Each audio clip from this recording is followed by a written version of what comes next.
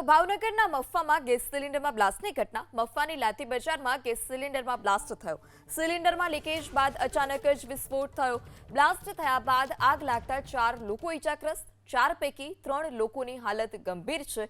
Fire વિભાગની team સ્થળ પર પહોંચી આગ પર કાબુ મેળવ્યો. બ્લાસ્ટ અને આગના કારણે અંદાજે 3 ઘરને નુકસાન છે. વધુ માહિતી સાથે સંવાદદાતા પાર્થ પણ જોડાયા છે. જે પાર્થ, કયા કારણોસર સિલિન્ડરમાં બ્લાસ્ટ લાગ્યો અને કેટલા લોકો ઇજાગ્રસ્ત, શું વધારે વિગત?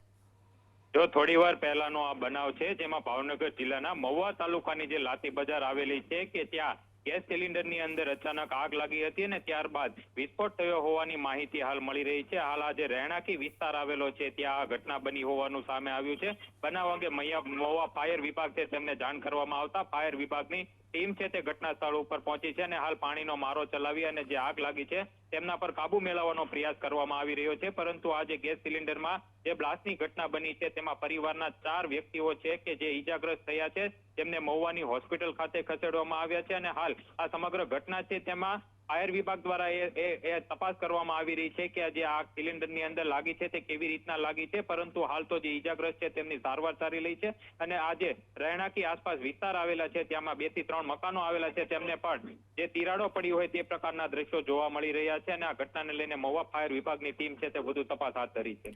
જી પાર્થ, આપ અમારી સાથે જોડાયેલા રહેશો.